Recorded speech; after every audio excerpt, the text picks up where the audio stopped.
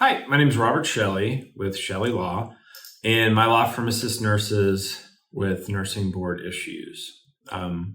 Today, I'm going to talk about whether you can be a nurse with a DUI. So first, let's just talk about what does it mean if you have a DUI. So you could have been charged with a DUI, but never convicted. That's not going to prevent you from becoming a nurse. I'm just talking about convictions here, meaning you either pled guilty through a plea agreement, went to trial and lost and were found guilty. So that's what I'm talking about. Or maybe you reached some kind of pretrial diversion program, which most boards would consider kind of a guilty, outcome. Now, first, this is just general information. Every state has their own specific rules as far as kind of criminal backgrounds. I'm just going to give you general information, things to think about. If maybe you're, thinking about entering nursing school, or maybe you're just finishing up nursing school and now you're going to have to apply to boards, and you're like, oh crap, I do have this stuff in my background. I never thought about it. Can I get a license? So to hopefully delay any major fears, 99 times out of 100, yes, if you have a DUI in your past, you're still going to be able to get your nursing license. Now, it may be under some conditions, but it's very rare, unless it's some kind of felony DUI, that would prevent you from getting a nursing license completely. So let's just kind of break down what a board will look at if you have a past DUI. So usually when you apply, and this is state specific, but it'll normally say, have you had any convictions regarding, substance abuse or alcohol or something like that? A DUI obviously is considered one of those. And so it's going to say, all right, well, tell us when it happened, where it happened, give us a little statement about what happened. And then they may even want the nurse to provide them with the criminal record. So there's two parts to any record. You have the police documents and then the court documents, and they're separate. They're normally not in the same place. So you'll have to request them from both. Once you have all of that, you've submitted a statement, then depending upon the length of time that's elapsed since you had the DUI, what your BAC was, do you have 3 DUIs versus 1? Do you have any other kind of substance abuse related, maybe some drug charges, possession, sale? Maybe you had a lot of disorderly conduct or domestic violence related incidents involving alcohol.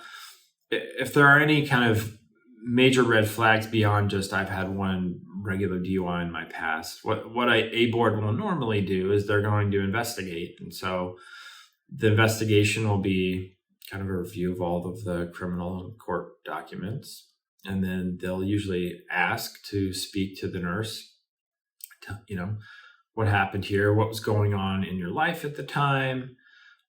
Did you have to do any kind of rehabilitation? So did you go into rehab, maybe an IOP? Have you been doing AA? What are your current drinking habits? Those are the questions they're going to ask to determine, all right, do you have a problem or not? I mean, the stated purpose of every board of nursing is to protect the public, not to protect the nurse. They're not there for you. They're there to protect the public. So if they're going to license somebody who does have a criminal background involving a DUI, they want to make certain that you don't either continue to have some kind of substance abuse related problem that may bleed into the clinical side of providing patient care. Or if you did have problems in the past, you have, fixed them in some way, as I said before, doing rehab or an IOP or counseling, AA, all of those types of things.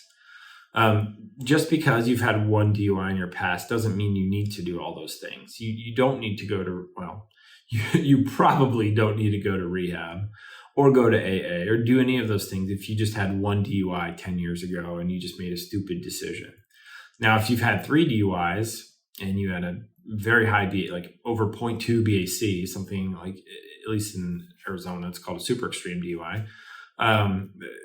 Yes, you probably do need to do those things to show the board that you have dealt with the issues and that you no longer have those problems. they're going to ask about all of your current drinking habits. So how much do you drink now? Like when I talk to a nurse and I say, okay, you've had one DUI, fine. It's, you know, the grand scheme of things, that's not a big deal. But what are your current drinking habits? And they say, oh, I drink a 6-pack every night before I go to bed. Okay,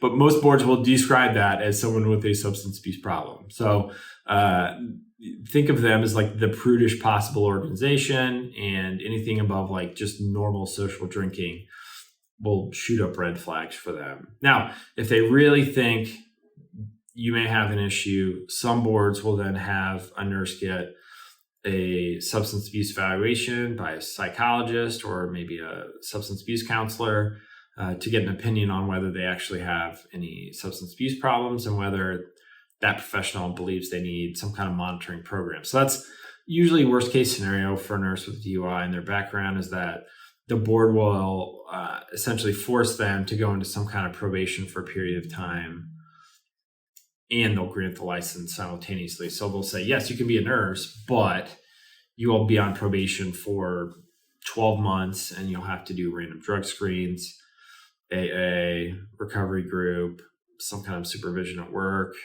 You can't use your multi-state privilege if your state offers that. That's usually the worst case scenario. For a nurse to get completely denied a license based upon a single DUI in their past is extraordinarily rare, and they're like almost for sure would be other factors involved beyond just that one incident. So take a deep breath. If you've had one DUI, it doesn't mean the end of the world, and it doesn't mean you're never going to get a nursing license, but there may be some things you're going to have to explain. So if you do have an extensive criminal history, it's probably a good idea to contact an attorney in your state that handles the board stuff, maybe to come up with a plan or to kind of say, all right, do I need to do these things before I apply for my license? That would make the most sense. As I said before, I'm only in Arizona, so I can only assist nurses here in Arizona. But I think this is good general information for any nurse who's had a DUI in their past. So hopefully that's helpful. If you have any questions, you can always call my law firm at the phone number listed below in the description. Or you can reach us through our website, ChelleLaw.com. That's CHELLE law.com. And I appreciate you watching the video. Thanks.